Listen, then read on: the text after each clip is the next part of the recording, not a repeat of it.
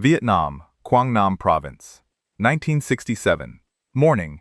He had been in the same patch of grass for 9 hours without moving his body.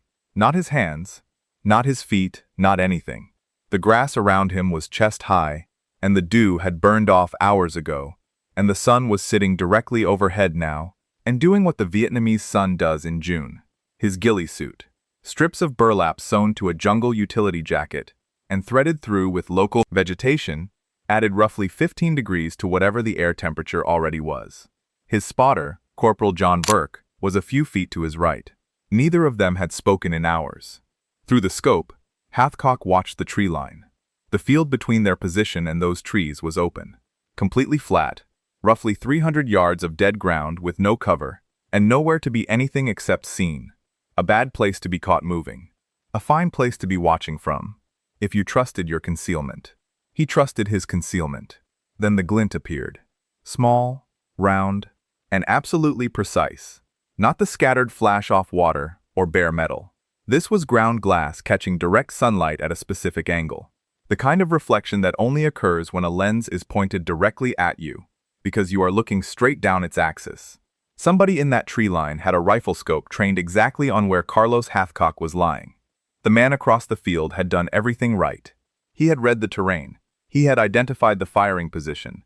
He had gotten there first and was in the act of completing his aim. Hathcock had about a second. He fired. Before I tell you what happened next, I want to ask you something. If you were assigned to kill a man, and the men who sent you warned you going in that he was better at it than you, would you still take the assignment? Put it in the comments. I want to know what you think. Before we go on, let us know in the comments where you're watching from. We love seeing how far this story travels.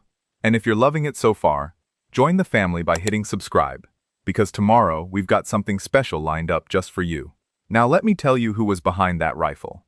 Carlos Norman Hathcock II was born in 1942 in Little Rock, Arkansas.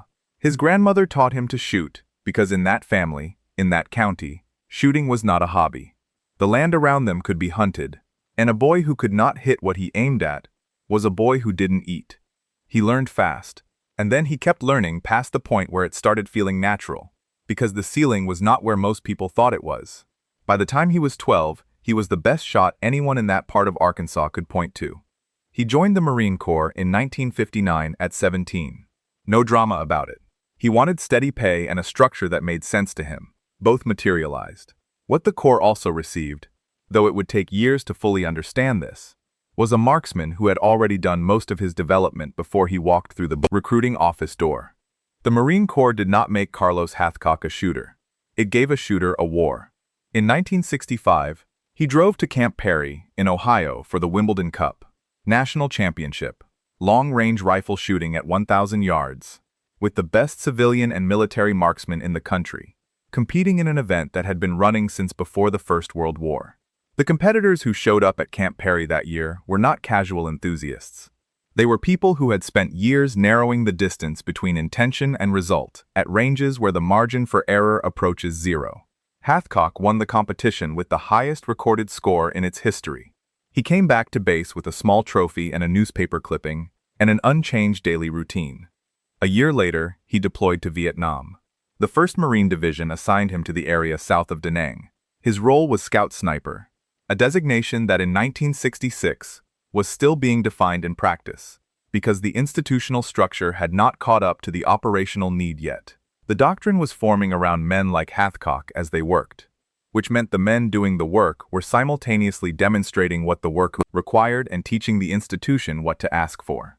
What the mission required was already clear regardless of what the paperwork said.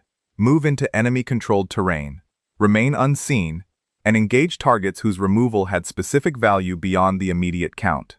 Officers, weapons crew leaders, signal elements, men whose absence cost the enemy something real and measurable in the days and weeks that followed. He worked with his spotter Burke in a rhythm so established that their communication had been condensed to a hand signal or nothing at all. He moved through the terrain around Quang Nam Province the same way he had moved through the woods in Arkansas, quietly, without advertisement, for as long as the mission required. The environment was different. The discipline was the same. The confirmed kills accumulated. 93. Over the course of his time in Vietnam, The actual number was higher. The confirmed number required documentation, witnesses, direct observation of result at the moment of the shot. 93 met that standard.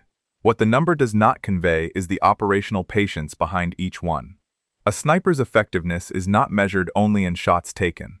It is measured in hours of stillness before the shot, in terrain read correctly before the approach, in exits made without contact. The kills were the visible output of a process that was mostly invisible. At some point in that deployment, he put a white feather in the band of his bush hat. He had worn a feather hunting in Arkansas as a boy. He wore one in Vietnam out of habit, or because the continuity of it meant something he didn't explain to people who asked. There was no tactical logic to it. You do not wear identifying markers in an operational environment when you can avoid it, and Hathcock understood this, and wore the feather anyway. It was the one place where the discipline gave way to something else. Call it character. Call it the particular stubbornness of a man who had already decided who he was before anyone handed him a uniform. The NVA noticed. Reports filtering through prisoner interrogations through 1966 and into 1967 described an American sniper operating in Quang Nam province who could not be found until he had already fired and was gone. The terrain the NVA believed they controlled was being moved through by someone they could not locate, could not pattern, could not anticipate. The only physical identifier any prisoner had offered was the feather. The white feather. That designation went into their internal communications and stayed there.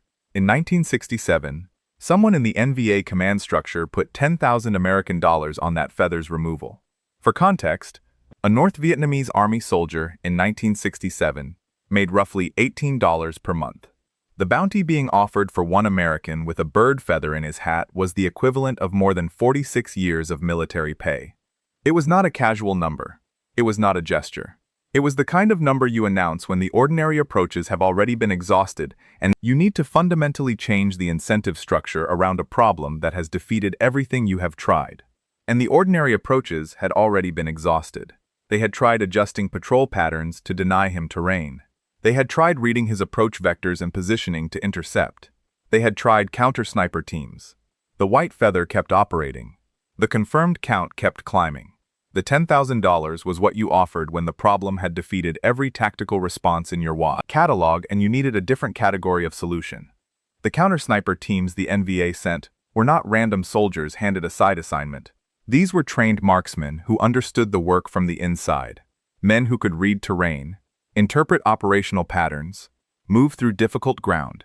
They were selected specifically because the task required someone capable of performing it. The NVA was not improvising. They were matching the problem with the closest equivalent they had to the man who was causing it. One of them found him. That was the morning in the grass. 9 hours without moving. The sun overhead. The stillness that is not stillness, but something else. A controlled suspension of everything the body wants to do when it has been in one position long enough for the ground to feel like it is pulling. And then the glint in the tree line. Round and precise, and unmistakable to anyone who has spent enough time behind a scope to know what reflected glass looks like at distance. The glint told Hathcock everything he needed in the instant he saw it. The enemy had done his job correctly. He had identified the position, moved into range, gotten his scope onto the target without being detected, and was completing his aim.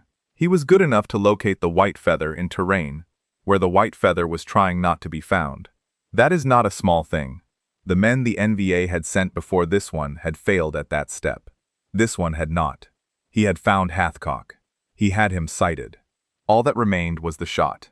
Hathcock did not move his body. He moved only his aim, keeping his eye to his own scope, placing his crosshairs on that point of reflected light, and fired. His bullet traveled through the enemy sniper's scope and killed the man behind it. The NVA counter-sniper was found with his eye still pressed to the glass. This is in the official after-action records. It is not a story that grew in the retelling. The shot required that both men be nearly perfectly aligned, that the enemy sniper's scope be oriented almost directly toward Hathcock's position, and that Hathcock acquire his aim and fire before the man already sighted on him could complete his own shot. The geometry of it is almost impossible to think about clearly. The documentation exists because what happened was specific enough to document. What the documentation cannot hold is what the records have no language for. That Carlos Hathcock, In the moment, another trained man's scope was already on him, held his body still, found his aim, and fired first. The bounty remained uncollected. The counter-sniper effort had not solved the problem. The white feather was still in the field. The NVA tried something different. They sent soldiers into the operational area, wearing white feathers in their hats. The logic was clean, and the thinking behind it was sound, given the options remaining. Provoke Hathcock into engaging a visible target. Localize his firing position from the muzzle signature. Take the shot that every previous approach had failed to produce. It was deliberate provocation, built on the reasonable assumption that a sniper who had worn an identifying marker for months had some attachment to, and that attachment could be used against him. It was the move you make when everything else is behind you, and the only card left is the enemy's own psychology. Hathcock saw the feathers and did not engage. He recognized what they were, and he did not take the bait. The discipline that had kept him still for 9 hours in the grass, the same discipline that had built the shooting foundation before the Corps ever saw him, held here too. He watched NVA soldiers move through terrain, wearing white feathers in their hats, and he did not fire, which meant the North Vietnamese army now had a contingent of their own men walking around in active sniper territory, wearing distinctive identifying markers, waiting for an American response that was not coming. Those soldiers were not volunteers for the assignment. The records do not preserve what they said about it, or what they thought about standing in open ground with a white feather in a hat, waiting for a man with 93 confirmed kills, to either engage or not engage. The imagination fills in what the documents do not. The feathers came down. The $10,000 stayed on the table. The white feather remained in Quang Nam province. The NVA had tried doctrine, incentive, matched skill, deliberate provocation, and psychological manipulation. None of it had worked. What they were dealing with was not a problem that more of the same would solve, because the problem was not a gap in their resources or their effort. The problem was one man, already formed before the war found him, operating at a level their catalog of responses had not been built to answer. Preparing and narrating this story took us a lot of time, so if you are enjoying it, subscribe to our channel. It means a lot to us. Now, back to the story. In the summer of 1967, Hathcock received a mission with a different profile from everything he had been doing. It began with intelligence on a VC operative, working the villages west of Da Nang. The Americans had given her the designation Apache. She was a Viet Cong intelligence officer and interrogator, and the men who had been subject to her methods had not, in some cases, survived them. The Marines who had recovered certain bodies knew what she was capable of. The order to eliminate her required no elaboration. Finding her took time. Hathcock and Burke worked the terrain, mapped the patterns, watched the movement of people through the villages and the roads between them until the pattern became readable. He did not discuss, in the accounts he gave later, what he thought about during those days, or what he said to Burke when they finally had what they needed. What exists is the record of the mission result. She was gone. He logged the kill, came back to base, and went out again. The operational tempo did not pause for reflection, and Hathcock was not a man who sought it out. The work was the work. You did it until it was done, and then you prepared to do the next one. There is one mission from that deployment that Hathcock returned to in conversation more often than any other. Not Apache, not the Cobra shot, not the morning in the grass with the counter-sniper's scope already on him. What he came back to, when people asked what the work actually required of him at its most demanding, was the general. A North Vietnamese army general was operating in Quang Nam province. Not a field commander running engagements at the tactical level, but a senior officer high enough in the command structure that his removal would have consequences felt well beyond the immediate area of operations. Disruption at that level does not show up only in a body count. It shows up in planning cycles interrupted, in command relationships broken, in the particular institutional knowledge that a senior officer carries, and that cannot be replaced by simply promoting whoever is next in line. The order to eliminate him came down to Hathcock. The problem was access. The general's compound sat in territory the NVA controlled and patrolled actively. Every approach route that might allow a sniper to establish a workable firing position had been covered, either by terrain that offered no concealment, or by patrol patterns that would intercept anyone moving through. The one gap in the geography was a wide open field stretching between the American perimeter and the compound. Flat ground, sparse grass, no significant terrain features in either direction. A position somewhere in that field would offer a clean angle on the compound. Getting to that position without being detected, establishing the shot, and getting back out alive was the thing that had no obvious solution. Hathcock looked at the field for a long time. Then he told Burke they were going through it. He went in on his stomach, face inches from the ground, arms forward, rifle cradled across his elbows. Movement was measured in inches per hour, not yards. When the sun came up on the first morning, he stopped moving entirely and held position until the light changed. Direct sunlight flattens shadows and sharpens contrast, and contrast is what an object in open ground produces the moment it shifts.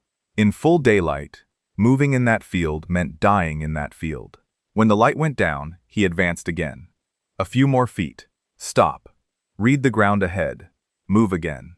The progress was so slow it would not have registered as movement to anyone watching from a distance, which was the point. He did this for 4 days and 3 nights. NVA patrols crossed the field around him, at regular intervals throughout those 96 hours. The patrols were not casual. This was controlled territory, and the soldiers moving through it were doing their job. One soldier stopped within arm's reach of Hathcock's position, crouched to adjust his boot, remained there for a moment, stood back up, and walked away. He had not seen anything because there was nothing visible to see. The ghillie suit broke the human outline. The stillness eliminated movement as a cue. The human eye is built to detect threat and motion, and a man who offers neither, and who has made himself indistinguishable from the ground he is lying on, does not register as a man. He registers as ground. Hathcock had understood this since Arkansas. The patience required to hold a position for hours in a hunting blind at 12 years old, waiting for an animal that may or may not appear, is not a different skill from what the field required. It is the same skill applied at a scale that most people could not sustain for 4 hours, let alone 4 days. On the 4th day, he reached his position. He waited for the general to appear. He did not know how long the wait would be, and the not knowing was part of what the mission required. You could not rush it. You could not decide the intelligence was wrong and start moving.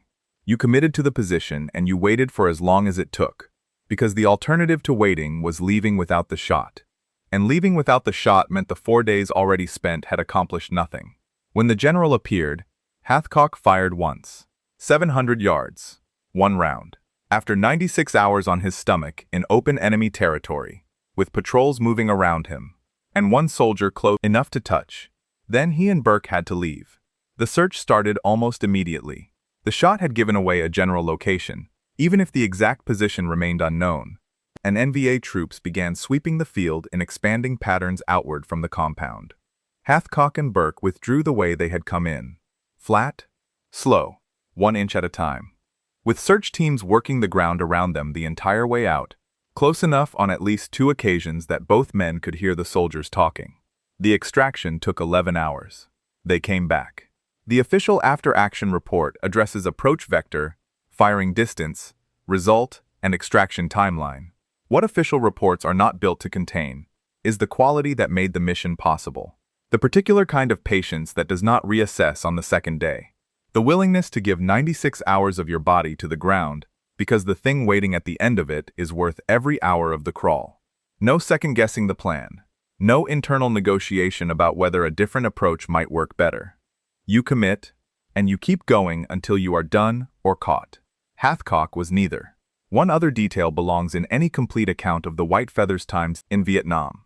At some point during his deployment, he was working with an M2 Browning, a Browning, .50 caliber machine gun that had been fitted with a telescopic sight, when he engaged an enemy soldier at a distance of approximately 2,460 yards. More than 1.25 miles of open distance between the weapon and the target. At that range, ballistics stop being intuitive. The bullet drop over 1.25 miles is measured in feet, not inches, and the calculation required to compensate for it goes well beyond what any shooter can feel their way through. Wind correction that would be a minor adjustment at 300 yards compounds into something else entirely over 1,200 meters. The time of flight at that distance runs several seconds, during which the wind can shift, the target can move, and variables the shooter cannot control are all accumulating simultaneously. The margin available for error at 2,460 yards is not a margin most shooters ever have occasion to think about, because most shooters never attempt a shot anywhere near that distance. Hathcock made the shot. It was the longest confirmed kill in the recorded history of military sniping at the time he made it. The record stood for decades before advances in long-range ammunition and purpose-built equipment finally moved the number. He made it with a machine gun fitted with a scope, not a weapon anyone designed with that purpose in mind. He logged it and went back to work. His first tour ended. He came home. The weight of having done something at the highest possible level, in conditions that cannot be adequately explained to anyone who was not there, is not something that deplanes with you and disappears. He carried it the way men who have done that kind of work carry things. Not loudly, not in ways that announce themselves, but present. He came back for a second tour in 1969. On September 16th of that year, he was moving with a patrol in an armored vehicle when the vehicle hit a mine. The explosion came from underneath. Fire moved through the interior within seconds, in the way fire moves when there is nowhere for it to go but inward. He pulled 8 Marines out of the burning vehicle. His arms, his neck, his face took what was coming for them as he went back in each time. He was on fire for some portion of the time he was making those 8 separate decisions about 8 separate men. He received the Silver Star. The citation describes the action in the measured, compressed language that citations use, because that is all the format allows. What the format does not have space for is what it cost him, or what it looked like from inside the vehicle, or what he said when it was over. 8 people came out of that vehicle. The Marine Corps sent him home and did not send him back to Vietnam. His body had absorbed what it would absorb. He spent the remainder of his service at Quantico, where he helped develop the formal Scout Sniper curriculum that had not existed as an institution when he first enlisted in 1959. The methods he and the men like him had worked out across years of operational experience. In terrain where the consequences of a wrong decision were immediate and permanent, were now being codified and passed forward. He taught them with the directness of someone who had learned the difference between what worked and what did not in environments that did not allow for a second attempt. In 1975, the Marine Corps diagnosed him with multiple sclerosis. The disease took ground from him the way the NVA had never managed to. Slowly at first, then faster, then all at once in the way these things go. The hands that had been steady enough to fire through another man's scope at distance, steady enough to hold a position in open ground for 4 days, began to shake.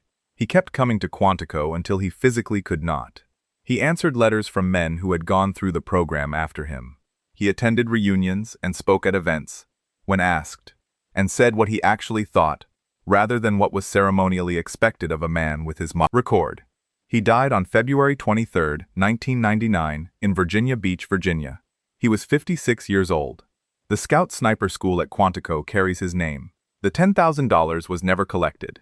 The $10,000 was never paid. Not for lack of effort. The NVA sent trained counter-sniper teams and watched them fail. They offered the equivalent of 46 years of military pay and found no taker.